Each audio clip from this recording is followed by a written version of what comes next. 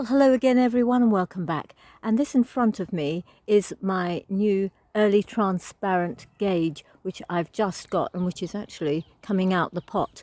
And I'm going to be planting it over there, which it should be about 8 foot between trees, but it's only going to be about 4 foot. An allotment, we're short of space. It's a bit sad to get rid of those nasturtiums, but they're going to die off anyway in the first frost.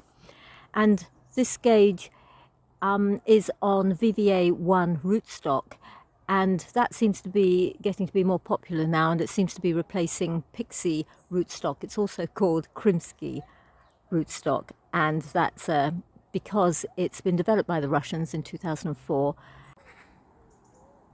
And here it is planted, and I put some pavers around it so that the foxes don't dig it up, and around its roots I've put some mycorrhizal fungi to help establish the plant and also to form a network underground for its roots and for other plants in the area. Slight curve to it I've noticed, which I hope that will iron itself out. Now there are advantages and disadvantages to VVA, and that is, the advantage is that it has normal sized fruit. I didn't know that dwarfing was meant to make the fruit slightly smaller, and also that it's good in cold weather. It's quite hardier than most small trees on Pixie.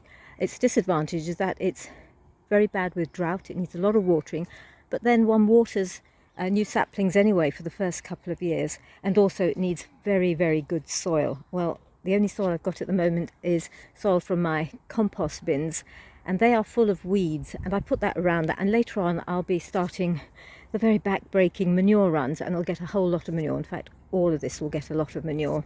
But I'll show you how my compost weeds are growing. Well, these are my very weedy leeks. I put a good layer of garden compost on them before I planted them out, and I have weeded this 3 or 4 times, and it's back again, and I shall be weeding it again. Now these leeks have been an absolute failure. I sowed these in February, I believe, and these are one of the plants that just didn't move. I normally don't have problems with leeks, but I think it is the soil. There is something, and it's inconsistent because other things have grown really well. And I've come across that with some other plot holders, and even Charles Dowding has mentioned that in one of his lectures at the Hampton Court Flower Show. I'll be weeding this again, and I'm hoping that some of these leeks will be ready by, I don't know, December, maybe Feb, March. Some of them are Cairngorm. I think this lot over here are Cairngorm, and I think that lot are Musselburgh. Good old stalwart. So hopefully I'll have some leeks. I've got leeks planted in 2 other places, and I'll show you those as well. Well, these 12 leeks were given to me by a fellow allotmentier, and they're not brilliant, but they are better than my other ones. I don't know the name, but hopefully I will be having some leeks at some point, because I just adore leeks. Now for the 3rd lot of leeks. And these are the 3rd and final lot of leeks in my back garden, a bit in the shade at the moment. These are called Jolent, and they are a summer leek, and I sowed them in January, and it's taken them this long to get to this size, but they're not too bad at all.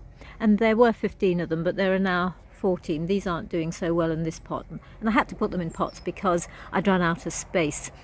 And the foxes do like digging up nice soil like this, so that's why I've had to put bricks and this sort of homemade string around it.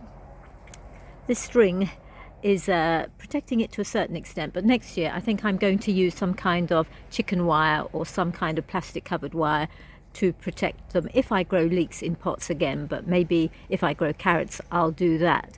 I'll show you how I get these later on, but I'm using this also on the allotment. And I've used those ties with the asparagus, and it's been very handy rather than wasting money on string or wasting string itself. As you can see, there's very little space between my plot and the next plot, and so I don't want these to fall into my neighbour's plot, and they will rot pretty quickly, but not right yet, in another month or so.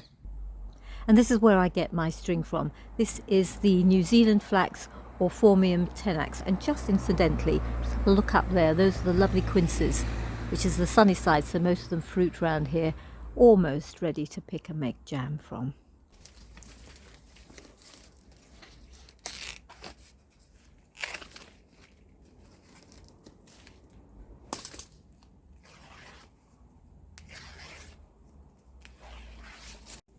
Then tie them together to make a long piece of string.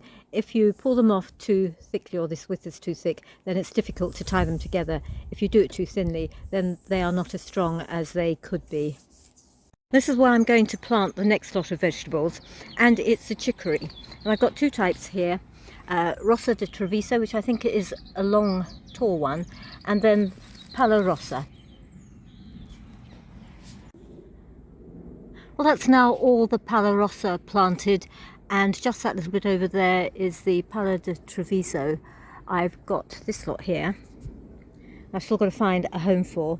I planted them about 30 to 40 centimetres apart. 40 centimetres would be better because they really do bush up, and last year I planted them together. One, I planted them too late, and two, I planted them far too close together and they all squashed together, and I only got about 2 plants. And this is Tenderstem. It's normally covered with a netting, and after this bit of film I'll put a netting back over it to stop the butterflies and the birds from pecking at it. As you can see, there are some lovely little bits here which I'll take. Nice little blooms there. And last year this is what it was all like. It came up slowly and it's a lovely vegetable. It is tender. This year it didn't come up for ages, and then suddenly everything came up at once and went to seed, and so I'm just going to cut those off, and hopefully we'll get little side shoots coming in. It's worth growing. I got these last year right through the summer at decent intervals, so I didn't have to harvest them all at once. This is a blackberry that I have bought.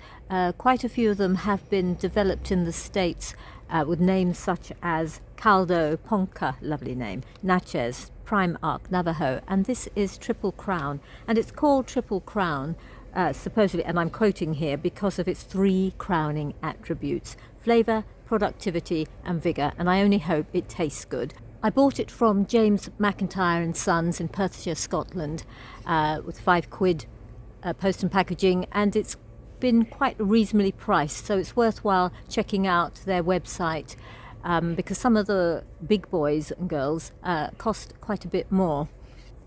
I obviously won't get blackberries next year, but maybe in a year or two, and this is what it's meant to look like.